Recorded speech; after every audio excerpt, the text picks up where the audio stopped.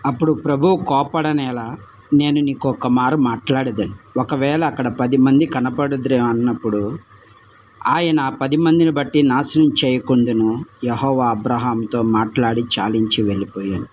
ప్రియ దేవుని బిడ్డ, ఈరోజు దేవుని వాక్యము ద్వారా దేవుడు మనతో సూటిగా తేటగా మాట్లాడుతున్నాడు. అబ్రహాము విశ్వాసులకు తండ్రి అనిపించుకోవడానికి మొట్టమొదటగా అబ్రహాము చేసిన గొప్ప పని ఏంటంటే దేవుని నమ్మటము, తన తల్లిదండ్రులు విడిచిపెడటమే కాక తన అనేక మందికి ప్రార్థన చేసేవాడిగా అబ్రహాము ఉన్నాడు.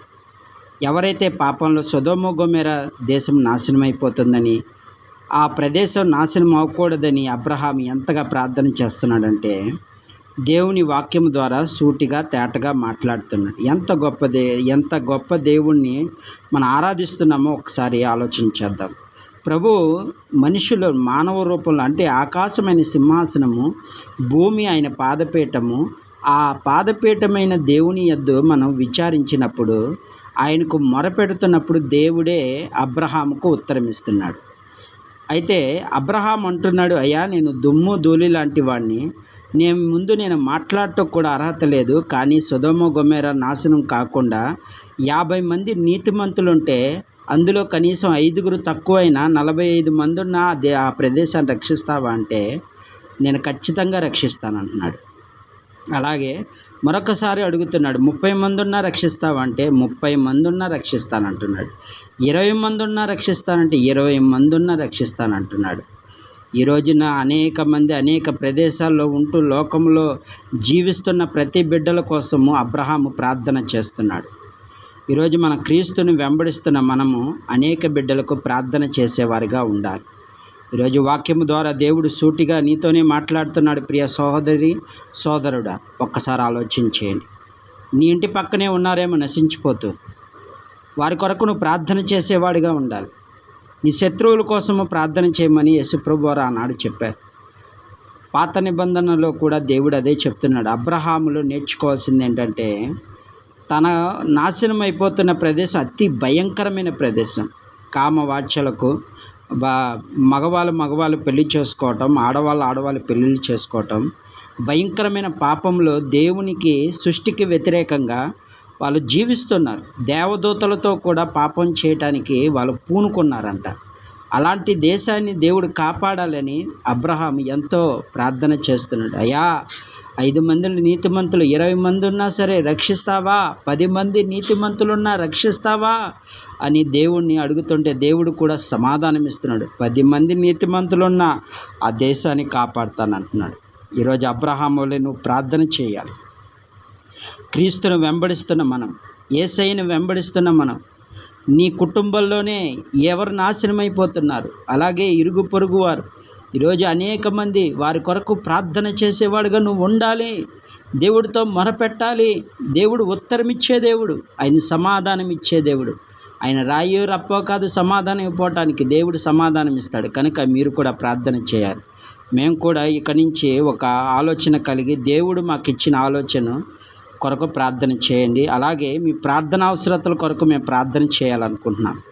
SPM మినిస్ట్రీ ద్వారా సర్వశక్తిని ప్రార్థనా మందిరం అనే ఆ యొక్క ప్రార్థన అవసరతల కొరకు ప్రార్థన చేసేవారుగా మా యొక్క సంఘము, మా టీము మీ కొరకు ప్రార్థన చేయాలని ఆశపడుతున్నాం. మీకు ఎవరైనా ప్రార్థన చేయాలని ఆసక్తిగా ఉంటే మీరు మాకు ఫోన్ చేసిన యెడల మేము ప్రార్థన చేస్తాం. ఎందుకంటే అబ్రహాము విశ్వాసాన్ని బట్టి, అంటే విశ్వాసులకు తండ్రే ప్రార్థన చేయటానికి ఆసక్తి కలిగినప్పుడు మనం విశ్వాసులం, సంఘంలో విశ్వాసులము, మనం కూడా అనేక బిడ్డలకు ప్రార్థన చేసేవారిగా ఉండాలి. SPM మినిస్ట్రీ ద్వారా మేము అదే చేయదామని అనుకుంటున్నాం. మీరు కూడా ప్రార్థించండి. ఎందుకంటే అనేక కుటుంబాలు నాశనం అయిపోతున్నాయి. సాతాను చేతుల్లో కబంధాస్తాలు చిక్కుపోతున్నారు. ఏది యథార్థతో, ఏది పరిశుద్ధతో, ఏది దేవునికి ఇష్టమో, ఏది దేవునికి ఇష్టం లేదో అని గ్రహించలేని జీవితం జీవిస్తున్నారు. కనుక వారందరి కోసం ప్రార్థన చేయాలి. ఎవరెవరు ఈ రోజుని అనేకమైన బాధల్లో ఉన్నారేమో, అప్పుల సమస్యల్లో ఉన్నారేమో, ఇరుకుల్లో ఉన్నారేమో, ఎటు చూసినా ఎవరు సహాయం చేయని స్థితిలో ఉన్నారేమో. కానీ అక్కడ ఒక మాట రాయబడి ఉంది కదా, శృంగారం అనే దేవాలయం వద్ద ఏ విధంగా పేతురు గారు ఆ యొక్క కుంటివాణ్ణి ఒక మాట అడుగుతున్నాడు. అతను అడుక్కునే సమయంలో ఎవరైనా ఏమైనా ఇస్తారేమో అనుకుంటే, ప్రభు నాకు కలిగిందే నీకు ఇస్తాను ప్రభు, యేసు నామములో నువ్వు నడవాలి అనగానే అతను నడిచాడంట. అంటే మనకున్న ఒకే ఒక ఆయుధం ఏంటంటే, మీకు డబ్బు ఇచ్చినా ధనం ఇచ్చినా మీ యొక్క సమస్యను తీర్చలేము. కానీ దేవుని నామంలో ప్రార్థన చేస్తే మీ పట్ల దేవుడు అద్భుత కార్యాలు చేస్తాడు. కనుక మీరు కూడా ఒకవేళ ఎవరికైనా ప్రార్థన చేయాలన్న ఆసక్తి ఉంటే మీరు కూడా ఇలాంటి ఒక గ్రూప్ తయారు చేయండి. దేవుని సన్నిధానంలో బలపరచాలి. ఇక రాకడ దేవుడి దగ్గరలో ఉన్నాం. సమస్యలు అనేకమైన వస్తున్నాయి, మీరు చూస్తున్నారు. ఎన్నో కార్యాలు జరుగుతున్నాయి. మనుషులే ఆకలితో అలమటించిపోయి ఈ రోజున వరదలతోనూ ఎంతమంది. ఒక్కసారి దేవుడు రాకడ మన దగ్గరలో ఉన్నాం కనుక యవనస్తుడా, ఓ యవనురాల, ముందుకు సాగండి. దేవుని ప్రేమిస్తున్నామంటే సరిపోదు, దేవుని వాక్యానుసారం కూడా జీవించాలి. దేవుని మాటల ప్రకారం మనం జీవించాలి. దేవుడు మన పట్ల ఎందుకు ఈ భూమి మీద పుట్టించాడంటే, తన యొక్క ప్రజలను రక్షించుట కొరకే. మోషేను 20 లక్షలకు పైగా ఉన్న ఇశ్రాయేలు ప్రజలను రక్షించడానికి ఎందుకు పంపించాడని అనుకున్నాం? ఆయన తన ప్రజలను రక్షించడానికి ఒక నాయకుడు కావాలి. అలాగే ప్రతి ఒక్క ప్రార్థన వీరుడు కావాలి. కనుక మీకు ఎవరైనా ప్రార్థన అవసరతలు ఉంటే, ఎవరికో చెప్పుకోలేని స్థితిలో ఉన్నారేమో, ఈ రోజున మీరు మాకు ప్రార్థన అవసరతలుగా ప్రార్థన చేయటానికి మేము ముందు వస్తున్నాం. యవనులుగా మేము 10 మంది దాకా ఉన్నాం. మీరు కూడా ఆ 10 మంది ఒకవేళ అక్కడ 10 మంది కనబడుతున్నారు. ఇక్కడ 10 మంది లోకంలో ఉన్న పాపంలో కోసము అబ్రహాం ప్రార్థన చేస్తున్నాడు. కానీ ఇక్కడ ఈ 10 మంది మీకోసం ప్రార్థన చేయాలని, మీకోసం మేము ప్రార్థన చేయాలని పూనుకుంటున్నాం. మీరు ఎప్పుడు ఫోన్ చేసినా మీకు ప్రార్థన అవసరతగా మేము ముందుంటాం. మీ దగ్గర మేము ధనమును ఆశించాం. కేవలం మీరు దేవుని పట్ల సంతోషం కలిగి ఉండేలా, మీరు దేవుడు కార్యం చేసినప్పుడు మాకు ఒక కామెంట్ పెడితే చాలు. అర్థమవుతుందా ప్రియ సహోదరి సహోదరుడా? ఇక్కడి నుంచైనా మీరు ఏ కష్టాల్లో ఉన్నారో నాకు తెలియదు, ఏ ఇబ్బందుల్లో ఉన్నారో నాకు తెలియదు. కానీ ఇక్కడి నుంచైనా మీరు ఫోన్ కాల్ ద్వారా మాకు అప్పచెప్తే ఖచ్చితంగా దేవుడు మీ పట్ల జవాబిస్తాడని మేము విశ్వాసంతో నమ్మకంతో ఉన్నాం. అవును, అబ్రహాము వలె మనం కూడా ఉండాలి. అబ్రహాము దేవుని నమ్మెను, అతని నీతిగా ఎంచబడినని రాయబడి ఉంది. అబ్రహాము ఇప్పుడు మనం క్రీస్తుని వెంబడిస్తున్న మనం కూడా ఇదే విధంగా ఫాలో అవ్వాలి, ఇదే విధంగా మనం నడవాలి. అనేక మంది నశించిపోతున్నారు. సెకండ్కి ఒక ఆత్మ నరకం, 2, 3, 4 ఆత్మ నరకంలోకి వెళ్ళిపోతున్నారంట.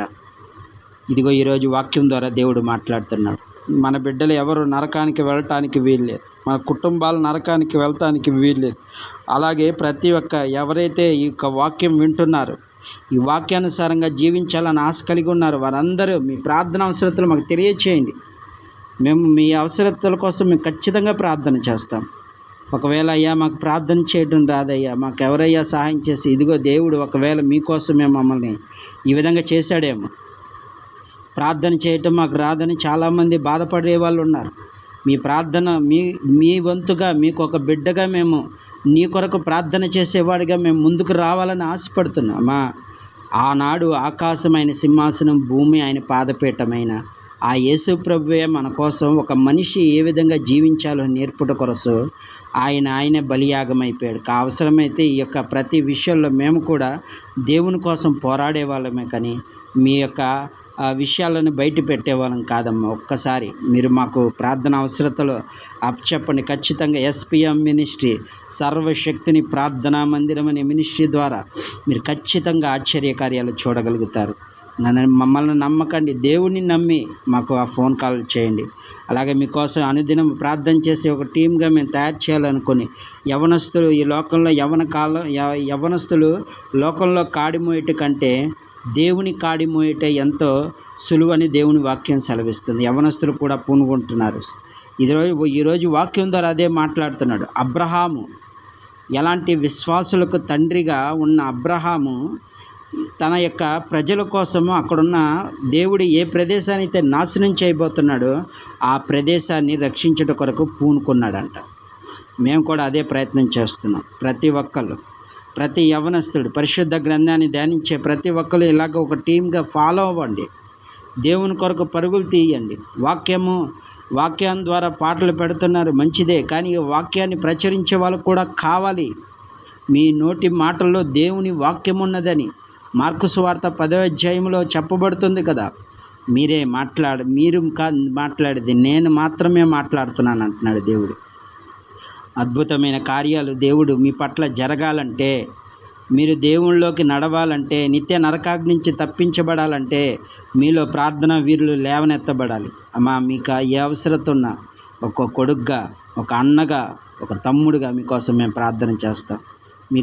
మీకున్న అవసరతలు బట్టి మేమేం చేయలేం, కానీ నా తండ్రి నామాన్ని బట్టి కార్యము జరుగుతుంది. శృంగారము దేవాలయం దగ్గర ఎలాంటి అద్భుతం జరిగిందో అలాంటి అద్భుతాలు దేవుడు మీ పట్ల చేస్తాడమ్మా. ఒక్కసారి ఆలోచించేయండి.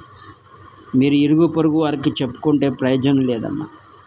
మీకున్న కష్టాలు వాళ్ళకి వీళ్ళకు చెప్పుకుంటే ప్రయోజనం లేదు. వాళ్ళు ఎగతాళి చేస్తారు.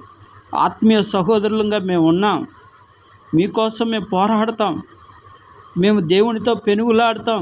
యాకోబు వలె పెనుగులాడటానికి మేము ముందుకు వెళ్ళాలని ఆశపడుతున్నాం. రాత్రంతా యాకోబు పెనుగులాడాడు, అలాగే మేము కూడా ఒక టీమ్గా మీకోసం పెనుగులాడుతాం అమ్మా. ఖచ్చితంగా అడుగుడు ఇయ్యబడునన్నాడు, తట్టుడు తీయబడునన్నాడు కదా, దేవుడే చెప్తున్నాడు. దేవుడు మాటిస్తే తప్పే దేవుడు కాదు. మీకోసం మేము ప్రార్థన చేస్తాం.